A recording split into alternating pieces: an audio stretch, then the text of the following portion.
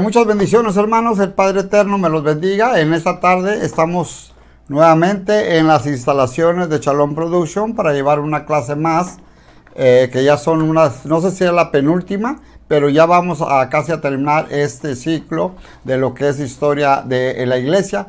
Hoy vamos a ver acerca de la iglesia reformada, que es el periodo número 5. Ya nos quedarían dos periodos, el periodo actual y el periodo, la iglesia moderna y el periodo actual, perdón.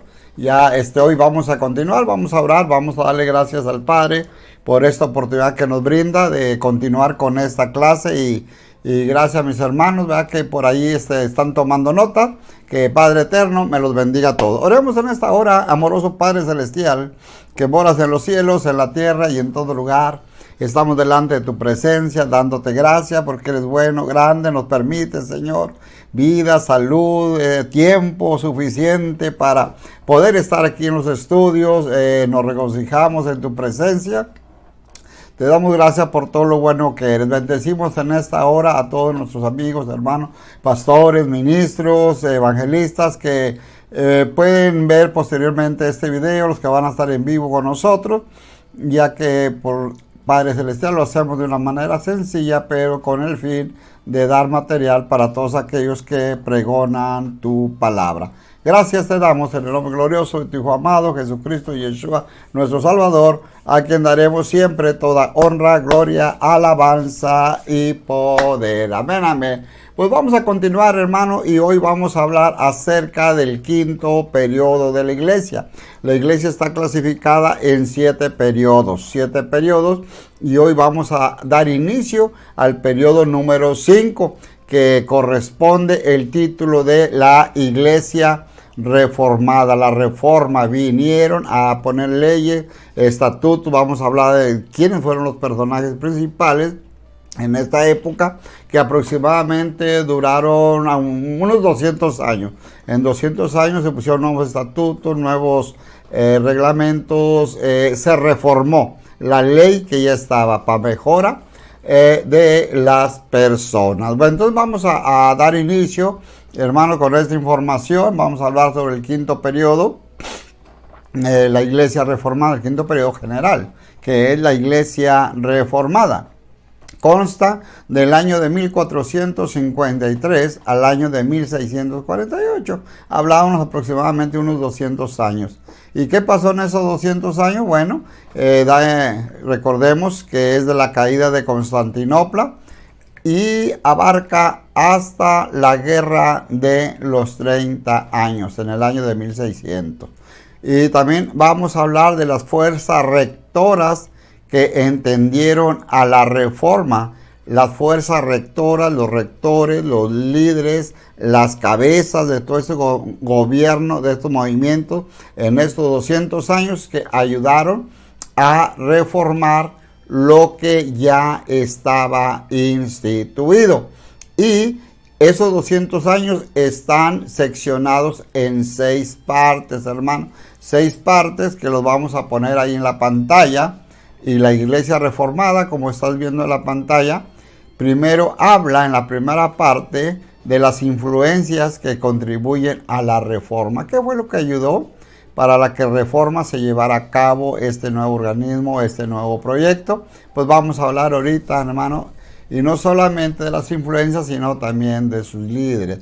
Vamos a hablar dónde empezó la reforma, y la reforma empieza en Alemania. Así que el segundo punto que vamos a ver en una forma sencilla, rápido, hermano, sin hacer mucho énfasis, va a ser la reforma en Alemania. Después vamos a hablar sobre la reforma en otros países. La reforma, hermano, inicia en Alemania, y posteriormente se hace fuerte porque otros países se unen a esta reforma. Y luego ya viene la nueva ley eclesiástica con los principios de la iglesia reformada. Viene también un quinto movimiento, que es la contrarreforma. No todos estuvieron de acuerdo con la reforma, con estos agregados que se hicieron para dar mayor libertad o filigresa a los cristianos, a los religiosos, como usted quiera decir. Entonces viene la contrarreforma, lógico, Y luego, posteriormente, concluiremos este quinto periodo con los dirigentes del periodo. Vamos a hablar quiénes fueron sus dirigentes, porque cuando hablamos de la reforma, pues se nos viene un nombre luego a la cabeza, y el nombre principal que sobresalió ante todo, pues hablamos de Martín Lutero. ¿Cuál fue la participación de Martín Lutero en esta reforma, en estos agregados, en estas mejoras para la iglesia? Lo vamos a ver a continuación, en una forma sintetizada. Pero te voy a mostrar ahorita quiénes fueron todos, hermanos, los reformadores. No solamente fue Martín Lutero, sino fueron muchos más personajes, pero el más conocido, lógico, es Martín Lutero. Estamos viendo en la pantalla los dirigentes del periodo número 5, el periodo de la Reforma, que comprende aproximadamente 200 años. Vamos a ver quiénes fueron sus dirigentes. Y primero, del año 1466 al 1536, fue Desiderio de Erasmo. Hubo un movimiento, también un dirigente, que fue en Suiza y que llevó los escritos que fueron conocidos, hermano, esa nueva reforma, como el elogio de la locura. Decían que Desiderio Erasmo, se comentaba, hermano, que Desiderio Erasmo estaba pues mal de la cabeza, que las ideas de reforma que él tenía pues que no eran convenientes para esa época, y más porque él estaba en Suiza, no estaba en Roma, no estaba en Italia, no estaba en... Ok. Pero como quiera, la iglesia fue reformada. Quizás juzgaron de loco, hermano, porque así se le llamó a todo el escrito que él entregó, a todas las nuevas cláusulas, ¿verdad? Todos los agregados, porque eso es una reforma, un agregado para una mejora.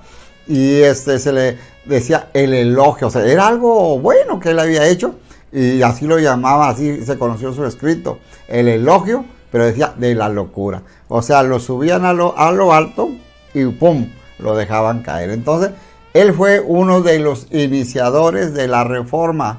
Cuando viene a la mente de nosotros, ¿quiénes fueron los líderes? Bueno, ahí tenemos uno, hermano, Desiderio Erasmo, del año de 1466. Tenemos también, hermano, aquí Martín Lutero.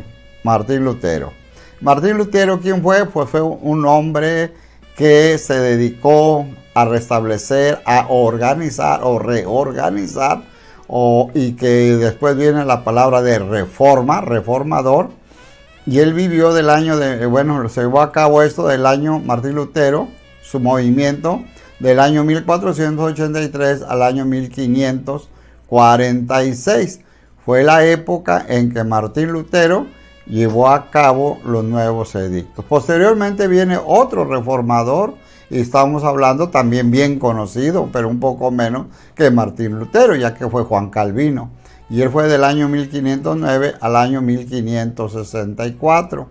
Viene posteriormente Tomás Cranmer, del año 1489 al año 1556. Viene Juan Knox también, 1505 al 1572. Y luego viene Ignacio de Loyola. Yo creo que usted le ha escuchado, ha oído este nombre, Ignacio de Loyola, ¿verdad? Un monje del año 1491 al 1556. Y por último viene Francisco Javier, del año de 1506 al 1552. Y esos son los reformadores, hermanos, en estos 200 años. En estos aproximadamente, en estos periodos, cuando cambia totalmente la regla, los mandamientos, los estatutos, conforme a las personas que estaban en esta religión, vamos a decir la Iglesia Universal. Vienen estos reformadores, y ¿qué es lo que hacen? Ellos se independizan de Roma.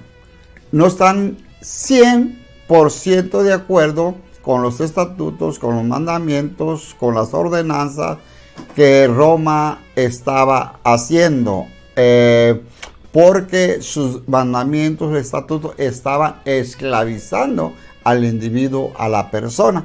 Entonces, por eso viene este cambio, viene esta reforma, esta libertad.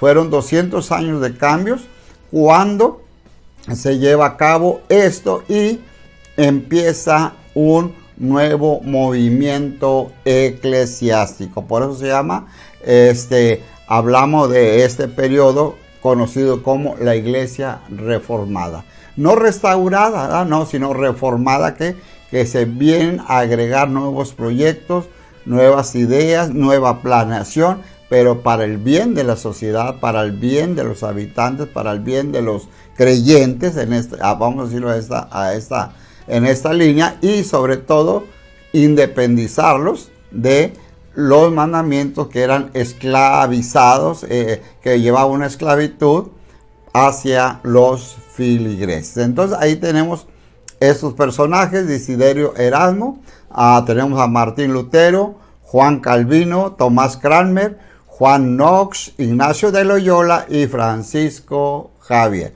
Esos fueron los dirigentes en este periodo. Vamos a hablar un poquito ahora de la reforma en Alemania. ¿Dónde inicia la reforma? La reforma inicia en Alemania. Alemania le quita muchos filigreses, muchos estatutos a la iglesia de Roma. Entonces aquí ya vamos viendo, cojando, cómo se están formando dos grupos. Antes eran dos grupos. Uno era Roma y el otro era Constantinopla, con Constantino, ¿sí?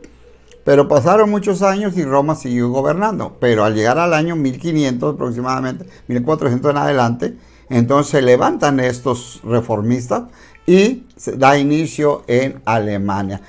La información que tenemos es de Alemania. ¿Por qué? Porque relata de Martín Lutero. Y la información que tenemos de Martín Lutero es la siguiente, hermano. Vamos a ver primero qué cambio se llevó en Alemania. Y hablamos de así, la reforma en Alemania. Y vamos a ver esto, qué es lo que ellos vieron. Esto, hermano, reformaron esto, la venta de indulgencias. Usted puede ser perdonado, lo que usted haya hecho, el pecado que usted haya cometido, usted puede ser perdonado, solamente paga su indulgencia. También tenemos las 95 tesis de Lutero. Tenemos la quema de la bula del Papa. ¿Qué es esto? Ahorita vamos a hablar. La dieta de Worms. También tenemos el castillo de Waterburgo, muy famoso por allá, ¿verdad? En Europa. Y también de dónde nace el nombre protestante. A muchos evangélicos, lo voy a dejar ahí tantito por si lo quieren apuntar. Muchos evangélicos, usted sabe que se le llaman pentecostés, evangelista, pero se le da el nombre común de protestante. La Iglesia Católica dice los protestantes, o sea, se refiere a la Iglesia evangélica. Otro término que también dice la Iglesia Católica es los hermanos retirados, así también llaman a la Iglesia evangélica, a la Iglesia protestante, a la Iglesia pentecostés, a muchos tipos de iglesias que con eso vamos a concluir todas las iglesias, todas las organizaciones que hasta hoy en día existen. Entonces, todas esas religiones, organizaciones, vamos a decir, que están fuera de Roma, ahí se les llama protestantes o los hermanos separados. Entonces, ahí nace la palabra protestante dentro de lo que es la reforma. ¿Por qué? Porque estaba este grupo de personas, este grupo de líderes, estaban protestando sobre los acuerdos, los mandatos, los edictos, los mandamientos que tenía la Iglesia Católica. Vamos a ver un poquito la biografía de Martín Lutero, que es el personaje principal y es el que vamos a hablar solamente por el factor tiempo. Martín Lutero nació en Eisleben en el año de 1483 y fue hijo de un minero, estamos hablando en Alemania. Estudió en la Universidad de Ergurs. Tras un llamado se hace monje agustino de la línea de San Agustín del Reino Católico, pero él se sale posteriormente. Y en 1511 es enviado a Roma, donde se percata de la desviación y perversión de la Iglesia de Roma. Se opone a la venta de las indulgencias y perdón de los pecados por monedas. Muere en su ciudad natal, o sea, en Eisleben, en el 18 de febrero del año de 1546. Ok, hay cosas buenas y hay cosas malas que hablar de Martín Lutero. Vamos a hablar en la línea positiva de cómo ayudó a reformar la iglesia. ¿Quién fue Martín Lutero? Bueno, fue una persona nacida en Alemania, un monje alemán, un monje, porque él fue desde muy pequeño, fue llevado a prepararse y llegó hasta la universidad en la ciudad de Ergurs. Y entonces él se gradúa ahí y es posteriormente llamado por San Agustino. El San Agustino, acuérdense que en Roma, o sea, a todos se le da el nombre de santos. Entonces San Agustino lo lleva a Roma y lo está preparando, ¿verdad? Pues para ser no solamente un monje, sino obispo, un papa, algo grande. Pero Martín Lutero está en Roma y él ve lo que está pasando. No le gusta, ¿verdad? La forma en que se manejan las reglas eclesiásticas. Él ve y se percata, dice, de la desviación y la perversión que existe en la iglesia de Roma, en la iglesia católica. Y él también dice, se opone a las indulgencias, o se opone a que un pecado va a ser perdonado si tú pagas económicamente el valor del pecado. Martín Lutero, en lo bueno que vemos, él no estuvo de acuerdo. Él no estuvo de acuerdo en que los pecados de las personas fueran perdonados por medio de dinero. Y nosotros también, pues no estamos de acuerdo. Eso son indulgencias. Pero si alguien me dice, ¿qué es una indulgencia? O sea, un pecado perdonado a base de dinero, de efectivo, a base de metálico, sea la moneda de X país.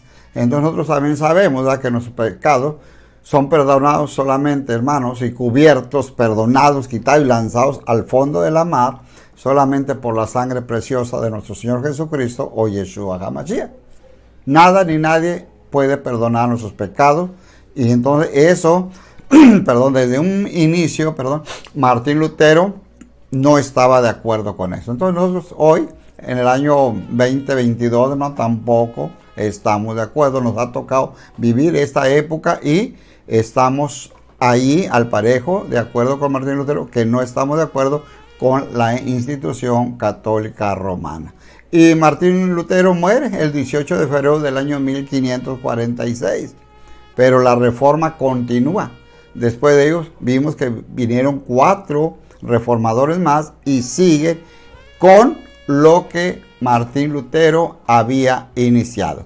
Así que vamos a darte ahora información sobre las fuerzas rectoras que entendieron o que llevaron a que se iniciara esta reforma. Aparece en la pantalla y leemos lo siguiente. Dice que en este periodo de 200 años, el gran acontecimiento que despertó la atención fue la reforma.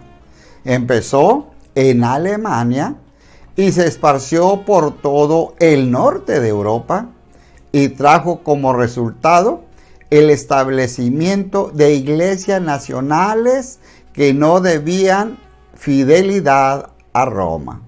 Una de esas fuerzas fue el notable movimiento conocido como el Renacimiento o el despertar de Europa. El despertar de Europa. Ok. Cuando vamos a los libros, hermanos, y vemos la historia de la iglesia, hay un periodo que se llama el Renacimiento. Y el Renacimiento es precisamente en estos 200 años. Un nuevo renacer, un nuevo nacimiento, ¿verdad? ¿Por qué? Porque este movimiento, hermano, como te dije, formó muchas iglesias, formó muchas organizaciones y las separó de Roma. No estaba de acuerdo. Entonces, en el norte de Europa agarró mucha fuerza. ¿Por qué? Porque estaba Alemania, estaba Suiza, estaba Suecia, estaba Checoslovaquia, todos aquellos países que le dieron la contra a quien era el líder en ese tiempo, o sea, Italia, específicamente Roma, de donde surgía la Iglesia Católica, la iglesia que Constantino había fundado como la Iglesia Universal, cuando juntó a todos los creyentes con los paganos y formó la Iglesia Católica. Entonces, ellos hacen esta organización, hermano, y se independizan, se separan de los estatutos y de todo lo que se refería a la línea católica romana. Entonces nace el Renacimiento, nace un despertar, un despertar. Entonces ahorita aprovecho ese espacio, hermano, aprovecho ese espacio porque ahorita, hoy en día, estamos viviendo los últimos tiempos. Y así como se vivió un despertar, hermano, en la Reforma, es necesario que hoy la iglesia también despierte. Estamos viviendo los últimos tiempos. Pronto, hermano, empezará una etapa difícil conocida como la gran tribulación. Entonces tenemos que pensar en el futuro, tenemos que pensar en nuestra salvación, y la palabra dice, escapa por tu vida. Entonces tiene que llegar un renacimiento, nosotros tenemos que nacer de nuevo y tiene que haber un despertar. Despiértate tú que duermes, dice la palabra, despiértate tú que duermes. Entonces este enfoque se llevó hace muchos años, pero ahora está enfocada nuevamente a la iglesia actual, que es lo que más adelante lo vamos a ver porque vamos en el periodo 5. Te voy a hablar de la iglesia actual, los acontecimientos que se está viviendo ahorita en el año 2022. Bueno, entonces continuamos con, era un paréntesis solamente, hermano, y continuamos con esto, la invención de la imprenta, que vino a ayudar, a el renacimiento, que vino a ayudar a la modernización de propagar, llevar el evangelio, las buenas nuevas, la invención de la imprenta. Y un personaje, Juan Gutenberg, que inventó este instrumento, esta imprenta, y ayudó mucho a la difusión. Y entonces llegó a tener más fuerza, más poderío que la Iglesia Católica Romana. Vamos a ver qué es lo que tenemos para informarle a ustedes. Dice que la invención de la imprenta vino a ser un heraldo y un aliado de la reforma venidera. El descubrimiento lo hizo Gutenberg, o sea, Juan Gutenberg, en Magnusia, en el Rin, en el año 1455. Este consistía en que los libros podrían imprimirse con tipos movibles y distribuirse con facilidad por millares. Ayudó, hermano, la imprenta para poder propagar el evangelio. Acuérdate que antes no eran libros, eran pergaminos y estaban en rollos, un rollo a la izquierda, otro a la izquierda y a la derecha, y se le iba dando vuelta para ir viendo la lectura. Entonces todo aquello fue recopilado y fue llevado a la imprenta y se imprimieron páginas. Entonces ya fueron páginas con una secuencia, lo que hoy conocemos como el libro. Y esto fue en el año 1455, cuando fíjate bien, y quiero que pongan mucho cuidado, fue en el año 1455, cuando Juan Gutenberg inventa la imprenta. La imprenta. Aquí quiero que captemos esto. Inventa la imprenta. La imprenta, hermano, no podía, en este caso Juan Gutenberg y los que trabajaban con él ahí en la empresa, en la imprenta, no tenían la facilidad de escribir los nombres hebreos al griego, o sea, la griega. Por ejemplo, nosotros decimos Yahweh, Yeshua, todo eso, que son las palabras originales. Allí es cuando se inventa la letra J. Y entonces es más fácil poner la letra J a las palabras hebreas como Jesús, Jerusalén, todas las palabras que llevaban Y, le cambian la Y y le ponen la J, hermano, la J. Entonces, Jerusalén se escribe con Y, Jerusalén. Entonces nosotros ya lo leemos Jerusalén. Simplemente la palabra Yeshua. Yeshua era más difícil pronunciar, ¿verdad? Que es el hijo del Padre. Y entonces cambia la letra por la J. Y viene ahí donde nace la palabra Jesús. Jesús, que está vigente hasta nuestros tiempos. Y así todas las palabras. Jericó era Jericó. Jacob era Jacob con Y. Entonces todas las palabras que llevaban Y las cambiaron a la J, y es donde nace una nueva doctrina también. Una nueva doctrina reformada bajo el gobierno de Martín Lutero, y estos gobernantes modernistas. O sea, por eso te dije, vamos a hablar de lo bueno y vamos a hablar también de lo malo. Lo bueno es que ayudaron a la propagación o sea, del evangelio, las buenas nuevas, pero lo malo también que en la traducción, en la imprenta y todas las traducciones después traen muchos errores, no errores ortográficos, sino errores doctrinales. Por eso ahora aquí sobre todo en Latinoamérica, muchas personas no conocen el nombre verdadero de nuestro Padre Celestial, el nombre verdadero de nuestra salvación, de nuestro Salvador, de los profetas, todo, y le llamamos, ¿verdad?, conforme fue impreso en esa época del año 1455 por Juan Gutenberg, ¿verdad? Bueno, ahí los dejo nomás así como un tip de por qué muchos nombres hoy los pronuncian con J y no con Y. La imprenta vino a hacer ese cambio para facilitar la impresión. Ok, vamos a continuar, hermano. Bueno, más de como ejemplo la palabra Yahweh, que es un nombre que se batalla para pronunciar. El Yud He Vav He. Entonces, ¿qué fue lo que dijeron? No podemos imprimir eso, son puras consonantes. Y vamos ahí vino uno de Inglaterra y a formar el tetragramatrón, Yud He Vav He, y le ponen una palabra, Adonai, y es donde viene la palabra Jehová.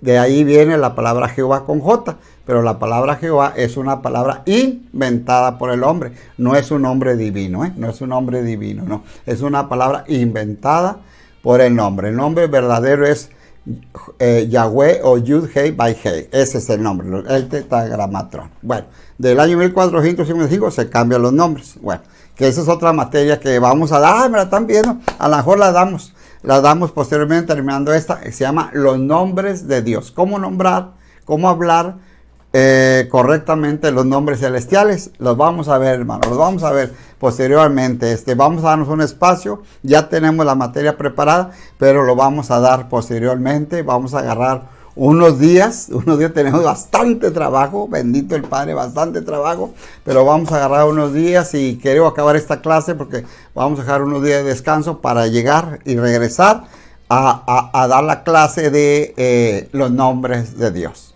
Vamos a hablar un poquito, vamos a ir hablando sobre las fuerzas rectoras, y tenemos que es significativo que el primer libro que Gutenberg imprimió fue la Biblia, lo que te estaba comentando hace un momentito, demostrando así el deseo de esa época. La imprenta puso a las escrituras en un uso común y condujo a su traducción y circulación en todos los idiomas europeos. La gente que leía el Nuevo Testamento pronto comprendía que la iglesia papal estaba muy lejos del ideal del Nuevo Testamento. Los reformadores vinieron a reconstruir, hermano, lo que predicaba el apóstol Pablo, el apóstol Pedro, Santiago, Juan, toda. Y no estaban de acuerdo con lo que Roma estaba haciendo, estaba diciendo. Entonces, ayudó mucho. En la Reforma, ¿no? La Reforma llegó a crecer tanto, que estuvo arriba del papado, estuvo arriba de la Iglesia Católica, pero tristemente no duró mucho. La Iglesia Católica tiene mucha astucia, tiene mucha gente cómo trabajar y cómo engañar. Entonces, facilitó, se empezaron a imprimir, Juan Gutenberg imprimió la Biblia, el Nuevo Testamento, conforme venía de Jerusalén, y lo distribuyó en muchos idiomas en Europa, y ¡pum! Toda Europa se empapó de la palabra. Pero, te digo nuevamente y te repito, como fue un periodo solamente de 200 años, pues se acabó aquel cambio, se acabó aquella transformación, y todo lo que venía impreso, basado en el Nuevo Testamento, se fue distorsionando con el caminar del tiempo. Se volvió a distorsionar. Llegó la Reforma y la Reforma se acabó. Y siguió lo mismo. Y hoy en día es peor el engaño que como aquellos tiempos de Constantino y de Roma. Vamos a ver un poquito acerca de la Reforma. Dice que la Reforma en otros países, que nos dice ¿Qué nos narra la historia? Pues nos narra esto. Dice que mientras la reforma estaba en sus épocas primitivas en Alemania, el mismo espíritu brotó en muchos países de Europa. En el sur, como Italia y España, abatieron despiadadamente la reforma. En Francia y los Países Bajos, estamos hablando de Holanda, la causa de la reforma pendía en la balanza de la duda. Se puso a trabajar Roma. Roma se puso a trabajar inmediatamente. Dijo, no, esto que traen estos reformadores, no es bueno. Esto que traen estos reformadores, no tiene base sólida. Es solamente imaginación de ellos. Es solamente, ahorita mando un saludo a mis hermanos, están reportando conmigo. Ahorita mando unos comerciales para poder ver y mandar el saludo. Tenemos a nuestro hermano Manuel Salazar, Pastor Jesús González, amén, Dios les bendiga, amén, amén. Hermano Miguel Ángel Mata, pastor, tuve el privilegio de impartirle unas clases en el instituto, un privilegio para mí, él es misionero. Y por ahí tenemos una reunión estos días, ¿verdad?, para entregarle un material, porque él va ya para la sierra, para todos los poblados por Veracruz. No podemos ir nosotros físicamente, pero ayudamos, cooperamos en su ministerio. Si usted tiene, hermano, por ahí material, Nuevos Testamentos, Biblia, tratados, lo que usted tenga y que pueda ayudar a nuestros hermanos misioneros que van para allá, para aquellos poblados, para aquella sierra, para aquellos lugares donde nosotros no podemos ir, o que no tenemos la oportunidad de ir, vamos a cooperar con nuestros hermanos. Hermano Miguelito, te mando un abrazo, bendiciones, mi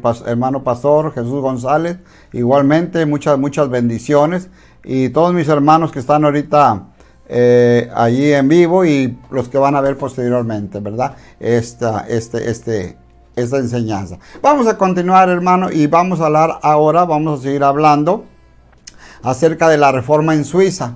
Dice, la reforma en Suiza se levantó independientemente a la de Alemania, aunque simultáneamente con ella fueron parejos, casi en el mismo tiempo. Se fue bajo la dirección de Ulrico en el año de 1517 y atacó la remisión de pecados. La remisión de pecados. Nadie podía perdonar pecados, acuérdate. Mediante peregrinaciones a un altar de la Virgen de Einsiedeln en el año 1522, rompió de manera definitiva con Roma. Fíjate que Suiza estaba bien unida a Roma, bien unida. O sea, era uno de los lugares estratégicos. Suiza, hermano, mucho dinero. Suiza, los relojes, mucha tecnología, mucha electrónica, todo eso. Y llegó el momento en que Suiza se separó de Roma. Se separó. Dice, al mismo tiempo que se levantaba Alemania y se separaba de Roma, Suiza hizo lo mismo. Entonces ya eran dos regiones que se separaban de Roma simultáneamente. Entonces, y ellos se fueron por esta línea, por la remisión de pecados. Martín Lutero se fue por las indulgencias. Y esa persona, hermano, que estábamos hablando de Ulrico, el suizo, él se fue por el perdón o la remisión de pecados. Nadie puede perdonar pecados. Solamente Jesús, solamente Yeshua, el Hijo del Eterno, del Padre, como tú le conozcas, mi hermano. Jesucristo, va como usted le conozca. Entonces, Él es el único que puede perdonar pecados. Ningún hombre puede perdonar pecados. Todo hombre en la tierra somos pecadores. Todos. El único santo es Jesús Yeshua. Él es el santo, no solamente es un ave santo, dice la palabra santo, santo, santo. Mucha gente, y más cuando damos clases, me pregunta, ¿por qué se repite 3 veces santo, santo?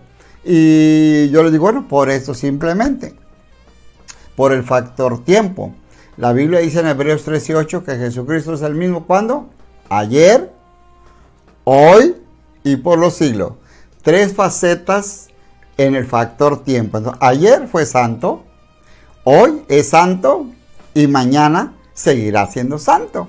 O sea, por el tiempo, ahora sí como dice la palabra, por los siglos de los siglos, nuestro Salvador, Él es santo. Entonces, todo hombre, todo ser humano, aunque tenga el puesto más grande, más elevado, puede ser maestro, puede ser evangelista, pastor, todos, mi hermano, con el respeto que ustedes se merecen, todos somos pecadores. Y necesitamos ser perdonados por aquel que es 3 veces santo. Santo, santo, santo. Acuérdate de Hebreos 13:8. Jesucristo, Yeshua, es el mismo ayer, hoy y por los siglos. Por eso se llama santo, santo, santo. Si tú vas al libro de Isaías, cuando habla del trono de Dios, del Eterno, del Padre, tú sabes que los serafines, también conocidos como los ardientes, están arriba del trono. Ellos tenían tres pares de alas.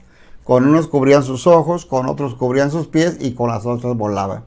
Y ellos lo que hacían arriba del trono, gritaban, clamaban, o mejor dicho, no gritaban, clamaban, hermano, este nombre, esta palabra. Decía santo, santo, santo. Y era todo lo que decía santo, santo, santo, viendo la visión de un futuro que iba a venir a morir en la cruz del Calvario y su sangre nos iba a perdonar porque Él es el santo de los santos. ¿Murió en un madero? Sí, se hizo maldito por ti, anatema, maldito por ti y por mí, amados hermanos, porque Él tomó nuestro lugar en la cruz. Tú y yo merecíamos ir a la cruz, y no solamente a la cruz, sino a la tumba, a la muerte. Pero dice la palabra, la paga del pecado es muerte. Dice, pero la dádiva de Dios, del Eterno, es vida eterna. Y es por eso que estamos vivos, hermano, por la misericordia, por el amor, la bondad que tiene el Padre, que envió a su Hijo amado, a Yeshua, a Jesucristo, para que tomara el lugar que nosotros merecíamos estar, porque somos pecadores y tendríamos que estar en ese madero. Pero Él toma nuestro lugar siendo el santo de los santos. Entonces, ahí está la palabra, hermano, porque contesto eso que a veces me preguntaban cuando daba clases, ¿por qué santo, santo, santo? Ahí está, por el factor tiempo, y Jesucristo, Yeshua es el mismo ayer, hoy y por todos los siglos. Bueno, continuamos, amados hermanos. Entonces, Alemania y Suiza se separan totalmente de Roma. Hay una peregrinación allí en Suiza, y van a un santuario, una iglesia donde está la Virgen de Einstel, y allí se revela el pueblo de Suiza. Entonces es lo que nos dice la historia, es lo que nos comenta la historia. Vamos a ver los principios de la iglesia reformada. Tenemos 20 minutos, vamos a continuar. Dice la palabra o la enseñanza, dice, a los principios del siglo XVI, la única iglesia en Europa occidental era la Iglesia Católica Romana, evidentemente segura de lealtad de todo reino. Antes de finalizar este siglo, cada país del norte de Europa al oeste de Rusia se había separado de Roma y había establecido su propia iglesia nacional. Aunque en los países del norte de Europa había diferencias en doctrinas y organización debido a la reforma. Entonces, este efecto fue mayúsculo. A los principios del siglo XVI, la Iglesia Católica gobernaba. Todo con apogeo, con fuerza, con ahínco, pero muchos lugares fueron entendiendo, captando, viendo la reforma, los cambios, la diferencia, la transformación, la reforma, y se fueron separando. Entonces, ellos vieron que las doctrinas y la organización de la reforma era diferente a la doctrina y a la organización de Roma. Así que ahí vamos a poner mucho ojo hoy en día con las religiones, con las organizaciones, cuál es su doctrina y cuál es su organización. Ahí está toda la clave, hermano. Doctrina y organización. Si es dirigido por el Espíritu Santo, el Ruach HaKodesh, el Espíritu de Santidad, adelante. Pero si es dirigida por pensamientos, conceptos de hombre, que es una doctrina de hombre y que viene siendo una doctrina, ¿verdad?, pues satánica. Cuidado, porque ahorita hay muchas organizaciones, hay muchas doctrinas demoníacas, se le llama así, cuando una doctrina no es dirigida por el Espíritu Santo y es dirigida por el espíritu de hermano de Jezabel, por el espíritu de Leviatán, por otros espíritus, no es una iglesia o una doctrina de santidad.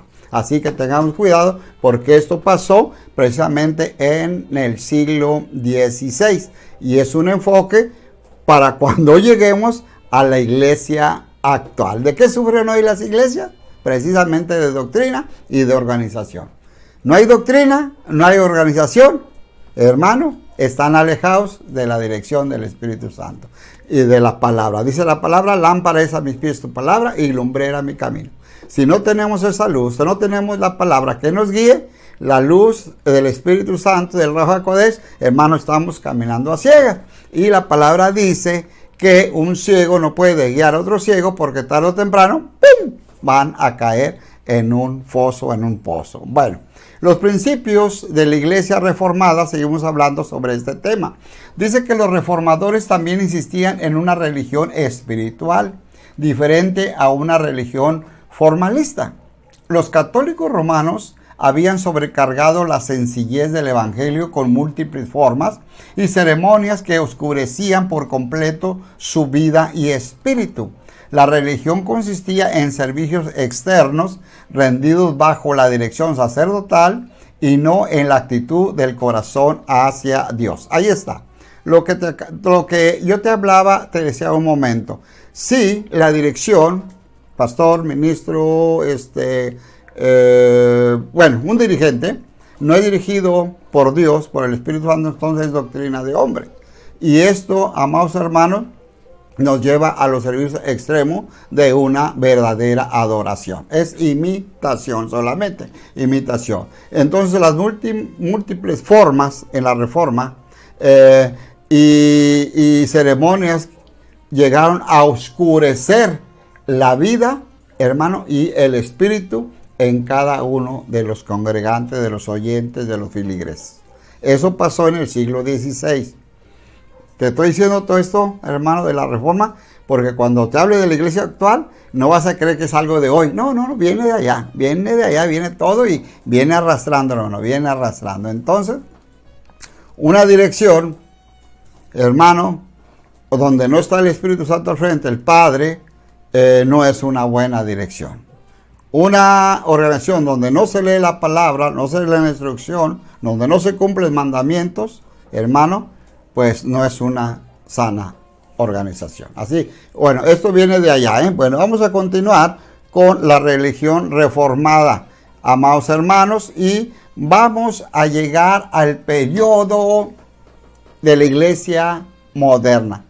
Salimos de la iglesia reformada, salimos con nuevas cláusulas, salimos con nuevas ideas y entramos, hermanos, a una iglesia ya moderna. A una iglesia, hermano, ya sin mucho oscurantismo, sin mucha oscuridad espiritual, sin mucha desviación de la palabra. Entramos a una iglesia moderna.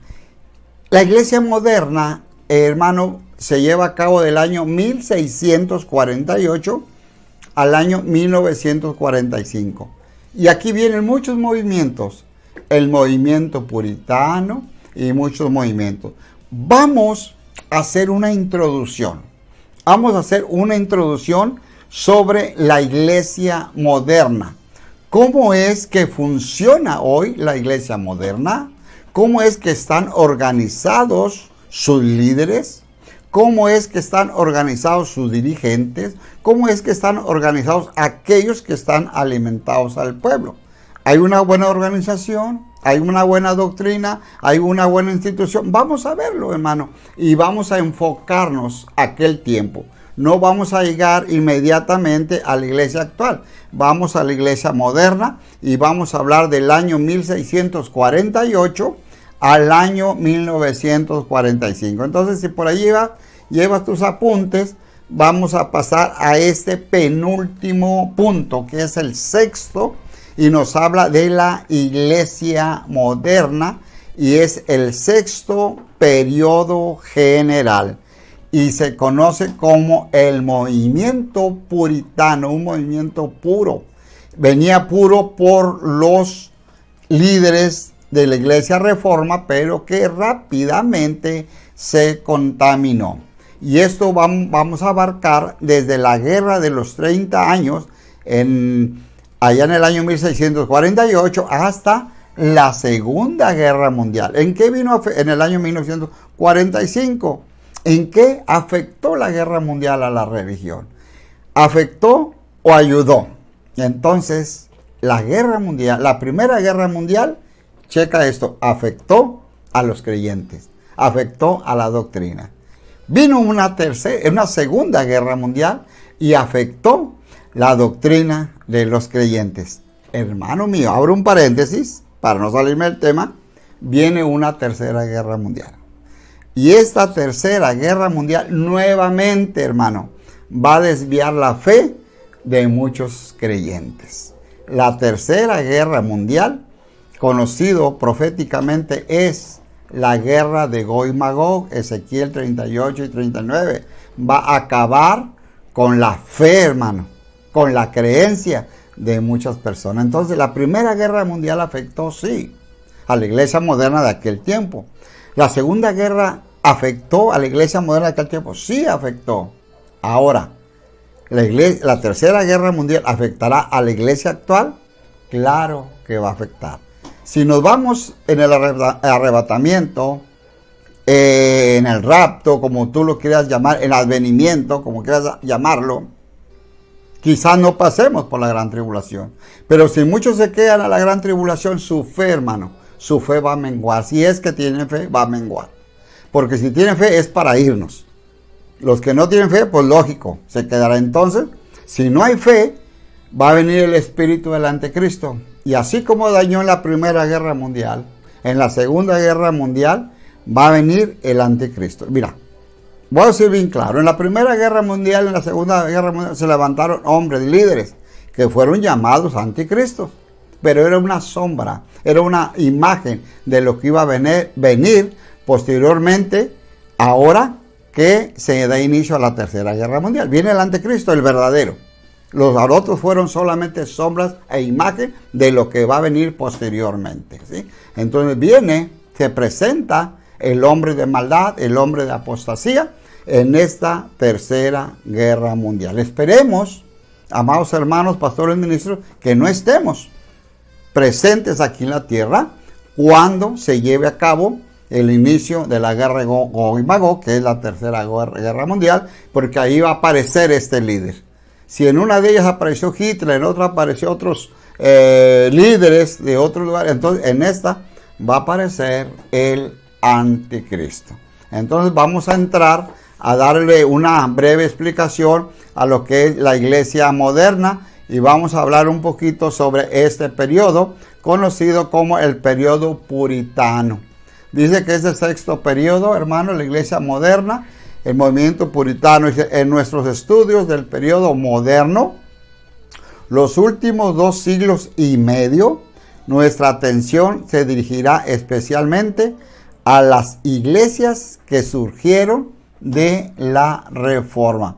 Vamos a hablar de aquellos movimientos, de aquellas iglesias, vamos a decirlo así, organizaciones eclesiásticas o religiones que salieron después de estos 200 años cuando estuvo o se conoció como la Reforma.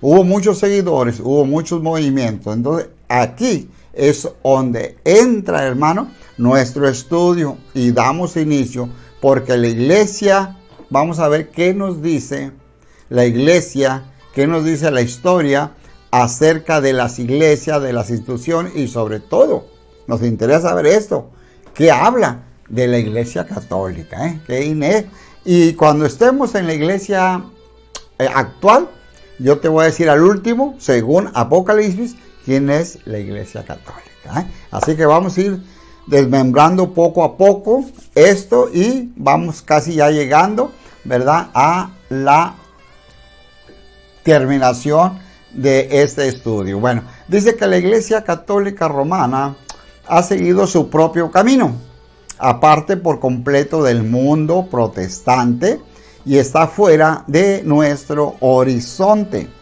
Nuestro propósito será trazar de forma breve ciertos movimientos importantes que, desde la Reforma, influyeron sobre todo en países protestantes como Inglaterra, Alemania, o sea, Alemania septentrional, en el centro de Alemania, y también en los Estados Unidos. Entonces, ahí tenemos esta información. ¿Qué nos dice, hermano? Que estas personas entendieron que la Iglesia Católica estaba fuera totalmente, o sea, fuera de quicio.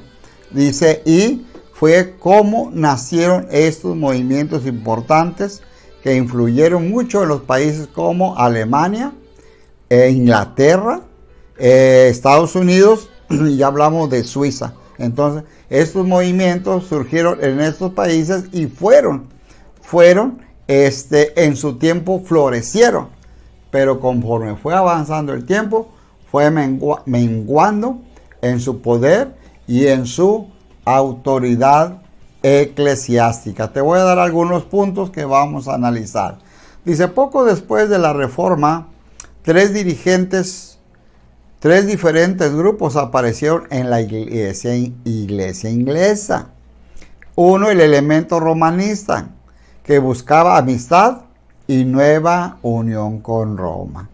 También el anglicano, que estaba satisfecho con las reformas modernas llevadas a cabo bajo el rey Enrique VIII y la reina Isabel. Vemos aquí cómo aquellos movimientos eclesiásticos que se habían separado volvieron, hermano, volvieron a hacer alianza, volvieron a mezclarse con la oscuridad religiosa de Roma.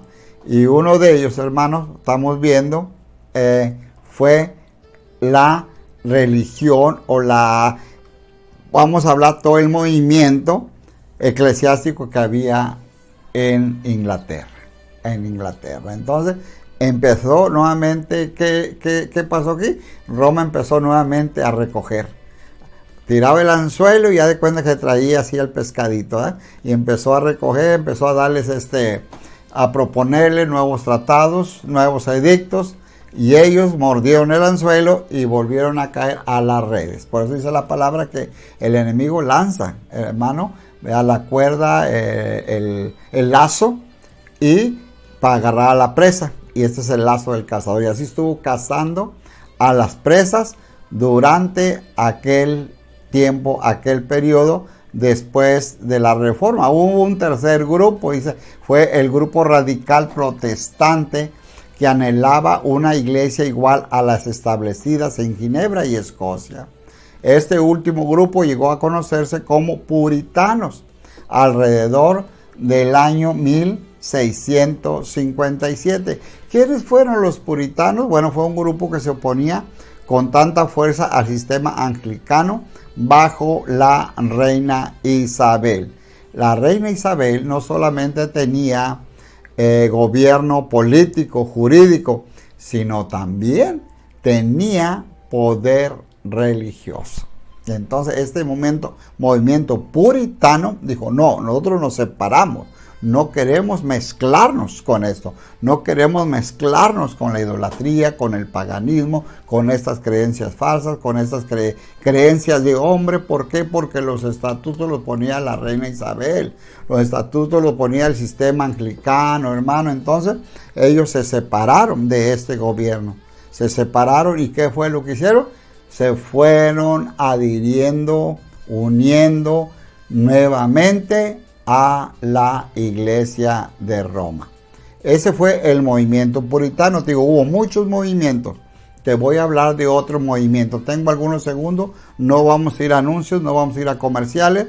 Nos vamos a ir directamente, hermano, porque queremos darle la mayor información. Y ahorita mando saludos a mis hermanos. a mis hermanos. Mi pastor Emeterio, amén. Emeterio Salinas, amén. Hermano pastor Emeterio, ahorita le vamos a leer los saludos. Quiero hablar tantito, y a lo mejor con este punto ya concluimos la enseñanza, para mandar saludos a mis hermanos. Vamos a hablar un momento del movimiento wesleyano, hermano. Dice que en la primera mitad del siglo XVIII, ya vamos en el siglo XVIII, las iglesias en Inglaterra, la oficial, cayó en un estado de decadencia. Lo dijimos ahorita, porque se unió a Roma. Los servicios religiosos eran formalistas y fríos, con una creencia intelectual y una falta de poder moral sobre el pueblo. ¿Qué fue lo que hizo? Mira, aquí abrimos otro paréntesis para la iglesia actual, ¿eh? ¿Qué fue lo que hizo que viniera a la decadencia? Hermano, esto. Eran, hermano, personas que exponían la palabra, el mensaje, pero fríos, huecos, no tenían sentimientos, no tenían amor por las almas. Y es algo que hoy, ¿verdad? Se le pide al siervo, al ministro, al pastor, que predique con ahínco, con verdad, con denuedo, con valentía la palabra, hermano. Y sobre todo, amando a las almas, amando a las personas. Y llegó el momento wesleyano, hermano. Y esto eran las características de ellos, que ellos predicaban un evangelio bueno, fuerte, cimentado en la palabra, hermano. Y no era falto de poder, lo predicaban con ahínco, lo predicaban con fuerza, le doliera a quien le doliera, ¿verdad? Y no predicaban solamente una creencia intelectual. Hoy en día hay muchas personas, ¿sí?, que tienen facilidad de palabra, qué bueno, pero a veces puro intelecto, pura cosa, pura teoría, hermano. Pero lo que nuestro Padre nos está demandando es que hablemos palabra de verdad. 2, 3 palabras, quizás el mensaje, 2, 3 textos, pero que sea siempre basificado en la palabra, y no que hablemos muchas palabras, pero solamente que sea pura palabrería. Fue lo que pasó con este movimiento, por eso se separó de Roma. ¿Por qué? Porque eran formalistas y fríos, y ellos no querían esto. Dice que con una creencia intelectual, o sea, quiere decir una doctrina humana de hombre. Dice, y falta de poder moral sobre el pueblo. Hicieran lo que hicieran, fueran como fueran, les daba igual. Y estas cositas fueron afectando, hermano, la santidad en la iglesia en ese tiempo. Fueron afectando todo lo que se llamaba santidad. Y se fue corrompiendo nuevamente, y fueron adhiriéndose muchas de estas instituciones nuevamente a Roma, hermano. Tenemos 2 minutos. El otro movimiento, si el Padre Eterno lo permite, el lunes vamos a hablar sobre el movimiento racionalista, que es muy importante. Después vamos a hablar sobre el movimiento anglo-católico, que no es el mismo el católico, anglo-católico. Vamos a hablar sobre el movimiento misionero moderno, los misioneros. Vamos a hablar sobre la iglesia del siglo XX, que ya nos vamos acercando a nuestra fecha. Y vamos a hablar de las iglesias, hermanos, cristianas. Ahí vamos a meter las iglesias cristianas ya si las enfocamos, en Norteamérica. Y también vamos a hablar sobre las iglesias todas las iglesias que están no solamente en Norteamérica, sino en Latinoamérica, para cerrar este capítulo y posteriormente entrar, hermano, al último periodo que queremos llegar, a la iglesia actual, que es la que nos interesa totalmente, saber qué frutos está dejando la iglesia actual, en qué cosas estamos bien y en qué cosas estamos un poco o mucho mal, Entonces, el mismo estudio esto nos va a ayudar para ver, hermanos, hacer una autoevaluación de nosotros mismos. Bueno, vamos a mandar un saludo a mi hermano Miguel Ángel. Amén. Bueno, ahí me manda saludos y me va a decir algo, aleluya, bendiciones. Lo van a crucificar, me van a crucificar por decir la verdad. Ya sabe mi hermano Miguelito, casi ya buen tiempo hablando la verdad, ¿verdad? Y no pasa nada, no tenemos miedo. Ya sabe que usted y yo servimos al Rey de Reyes y Señor de Señores. Mi hermano Emeterio Salinas, un saludo, pastor en Mercedes, Texas, un saludo a toda la congregación. Mi hermano Perlita, mi hermano Perlita, ¿verdad? Se está viendo, hermano Emeterio, saludos, mi hermano, bendiciones, amén, amén. Muchas bendiciones, hermanos, amigos, hermano Jesús González, amén, Pastor González, la iglesia Fuente de Poder, aquí en la ciudad de Brownsville, hermanos, si usted anda aquí por Brownsville, pues acérquese ahí con el Pastor González, va a escuchar buena palabra, buena enseñanza, buena doctrina. Manuel Salazar, nuestro hermano, Dios te bendiga, mi hermano Manuel, donde nos estés viendo, un abrazo. Muchas bendiciones y que el Padre Eterno te bendiga grandemente. Gracias por estar con nosotros en vivo y por ahí quedará el mensaje, hermano. El video lo vamos a subir un momento más a YouTube y ahí está en Shalom Production para si alguien lo quiere volver a ver y tomar nota. Ahí está. Vamos ya casi llegando a la cumbre, a la finalización de esta materia. Nos vamos a retirar. Los esperamos el próximo lunes, pero el jueves lo esperamos en jueves de oración. El Padre Eterno me los bendiga, hermano. Un abrazo y saludos para todos. Shalom, shalom.